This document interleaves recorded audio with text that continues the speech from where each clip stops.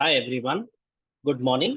So today we will be discussing one very important financial concept, which is record to report.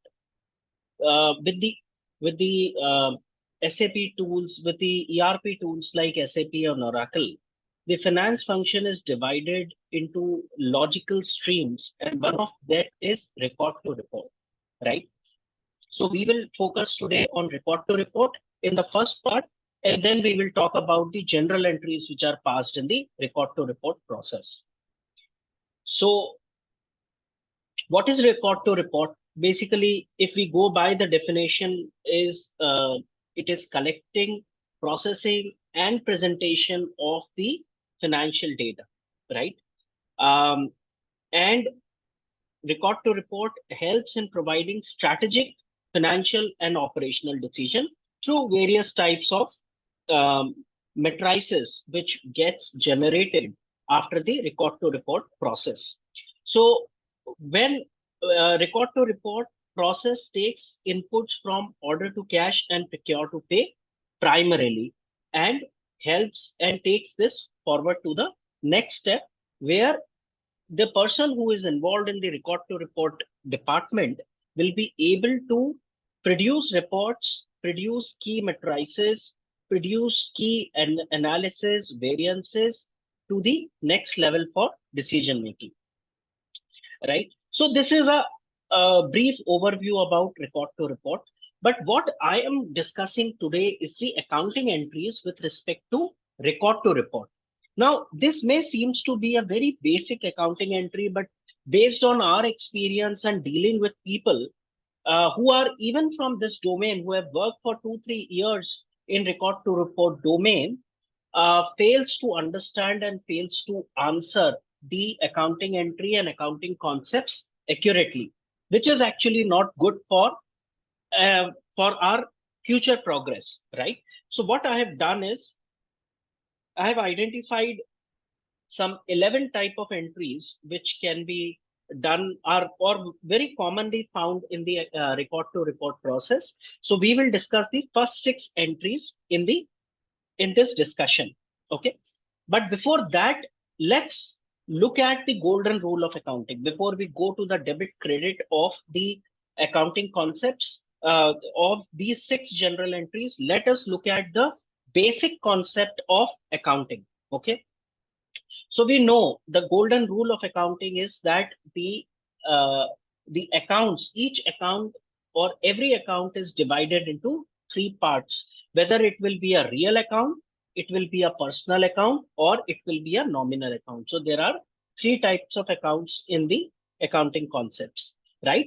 And each account has its debit credit rule. For example, the real account, right? The real account, like it is applicable to all kind of assets like cash, land, plant, machinery, furniture, fixture, etc. The rule of that is debit what comes in and credit what goes out, right? This is the golden accounting rule.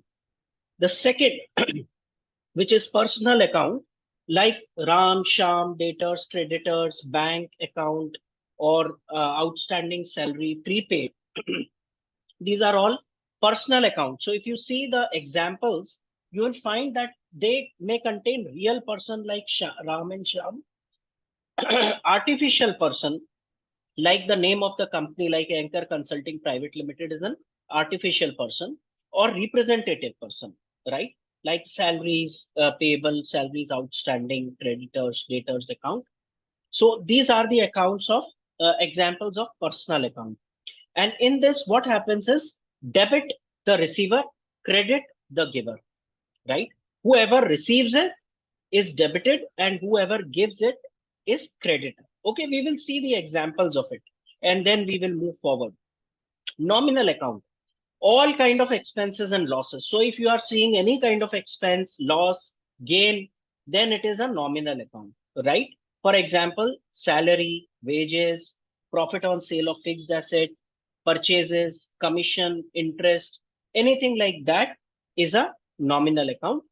And debit all expenses and losses and credit all income and gain is the golden accounting rule for nominal account, right?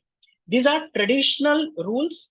Now there is a modern classification also, which says if it is an asset account, the normal balance of an asset account is debit, right? And amount is debited when there is a increase in the value. Like for example, if money is received in the bank, right? So bank account will be increasing, hence you will debit the bank account. It is an asset account for you. For liability account, the normal balance of a liability account is credit, like creditors, payables, salary payable, all that will have a credit balance. So it increases, it is credited when there is an increase. So if you have to pay someone's salary, then you will have to credit salaries payable account, right?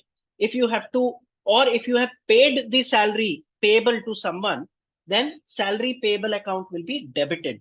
So in liabilities account, it is debited when there is a decrease and credit when there is a increase. Revenue account, the basic nature is credit. So it will increase, it will be credited with an increase and debit with a decrease, right? So very simple rule. If you bifurcate these accounts into four major heads, right?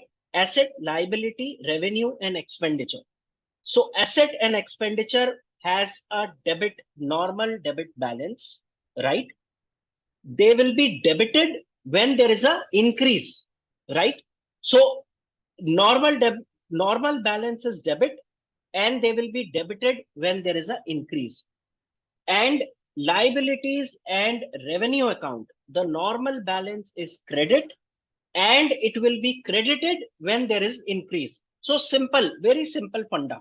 Okay, we will use this in our examples also. But I have seen, trust me guys, I have seen people getting fumbled, even good qualification people, experienced people getting fumbled in answering the basic accounting entries, and hence there is a need to make this video today, right?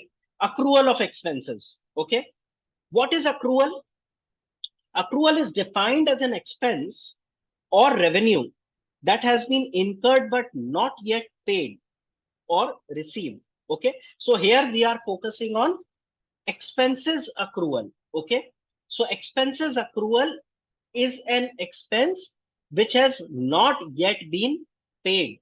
Okay, which has not yet been paid. So for simplicity, I will remove this revenue from here, because revenue we have covered it separately, right? For simplicity I am doing that. Okay, so if there is an expense, like for example, if you incur a month's worth of rent, which is 50,000 on March 31st, but you have not actually paid it, okay, you have not actually paid it, then it will, uh, if you have not actually paid it till April 15th, then it will be accounted as accrual for your March month ending, right? So what is the problem statement? That there is a monthly rent which you have to pay every month by 31st of March, because it is, this expense pertains to the period of 1st March to 31st March, but the invoice you have not received, you have not paid it.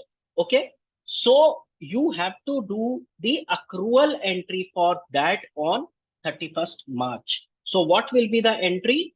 The entry will be, there is an expense, right? So expense, basic nature, rent is an expense. What is the basic nature of rent?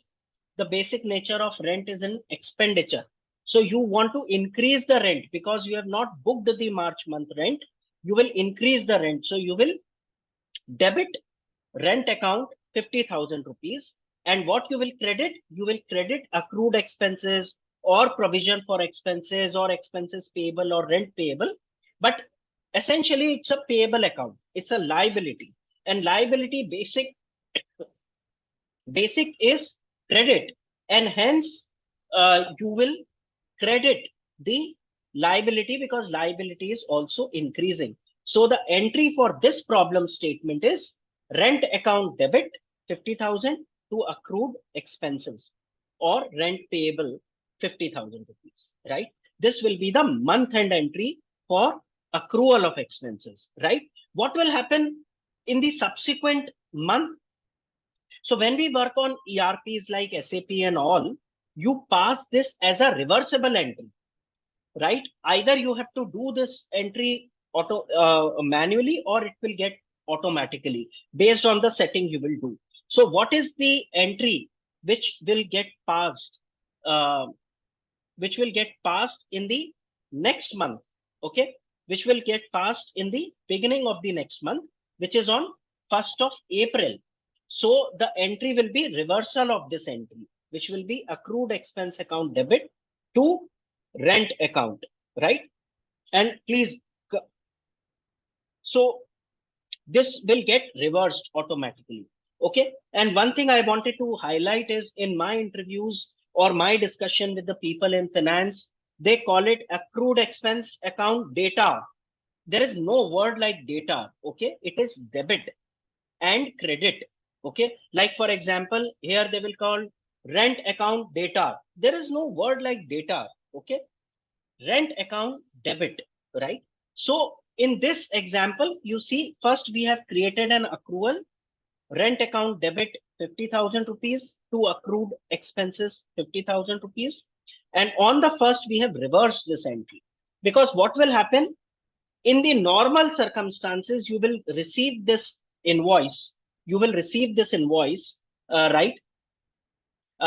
In the subsequent month, and you will book this. Like for example, you might have received this invoice on 15th April.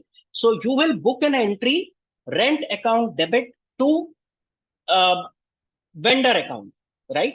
Which will be 50,000 rupees. So it will automatically come in your books, but the accrual which you have done has got reversed. So it has a nullifying effect over a period of time, right? So this is accrued expenses. The next expense which we want to talk about is the prepaid expenses. Okay, prepaid expense is just opposite of accrued expenses. These accrued expense was the expenses incurred but not booked. Prepaid expenses, expenses paid but not, it is not due for accrual yet, right? Like for example, so you pay for these expenses in advance, such as rent or insurance, right?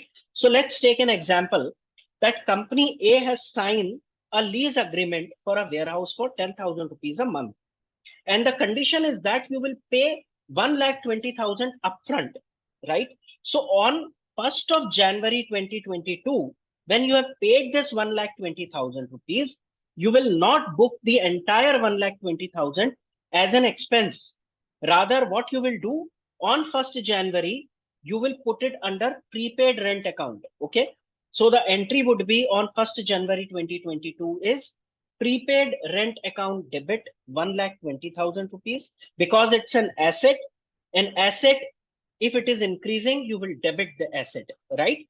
And to bank account credit, which will be 1,20,000 because you are paying through the bank. Bank is again an asset and it is getting reduced, right?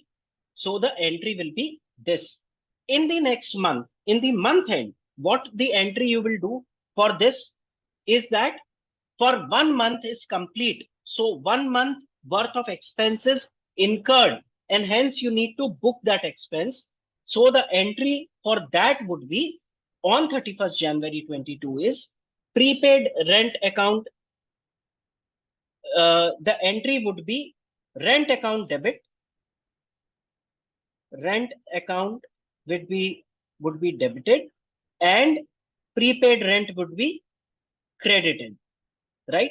Because there is a decrease. Rent account expenses getting incurred, so you will debit 10,000 rupees, and prepaid rent account, which is an asset account, is getting reduced because expenses booked out of that will be 10,000 rupees, right? So this will be the entry you will pass, and month on month, this entry will be passed till 31st December. And on that day, prepaid rent account will become zero, right?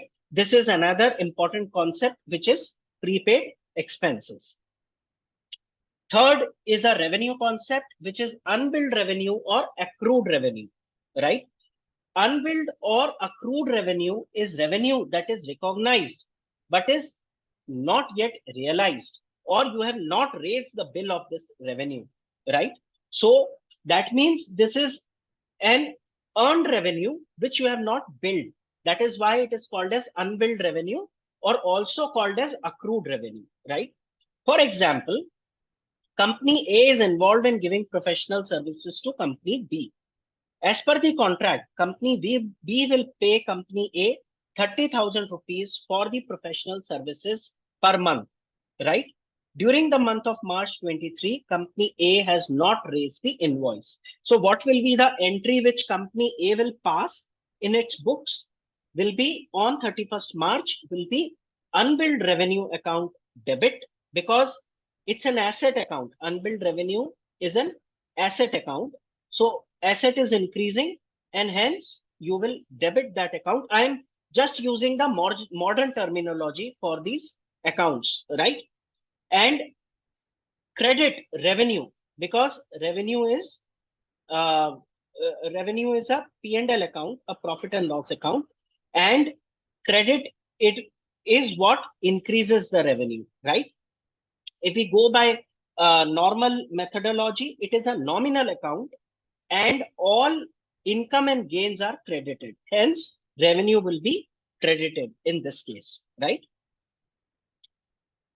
So what will happen in the next month? Next month, you will, in the beginning of the month, you will reverse this entry. Okay. On 1st April, you will reverse this entry, and the entry will become rent debit to unbilled revenue credit 30,000 rupees, right? So this will be the reversal. And then when the bill will be raised in the next month, right, of this thing, it will automatically get into the books of accounts, right? Deferred revenue. Deferred revenue is if you are selling something or providing some services, and you received money in advance, that you have to account for as deferred revenue. For example, our company is a newspaper agency that receives 2,400 rupees in the as an advance in the beginning of the financial year from a customer, right? For the newspaper subscription, which is for next 12 months, right? So when you pay this, when you receive this amount, because we are the newspaper agency in this example, what we will do bank account debit, because we are receiving the money in the bank. Is an asset, and hence there is an increase in the asset of 2,400 rupees, and deferred revenue account will be credited, because deferred revenue account is a liability, and liability is increasing, hence we will credit the deferred revenue account, right?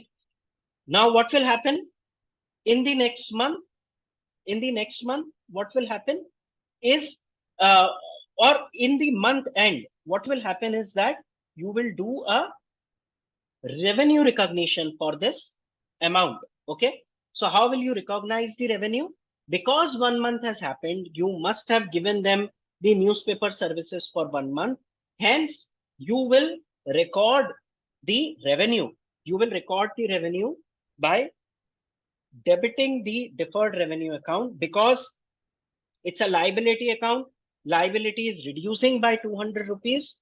Hence, you will be debiting the deferred revenue account, and credit, because now you are earning this revenue, you will credit the revenue account by 200 rupees, right? Fifth,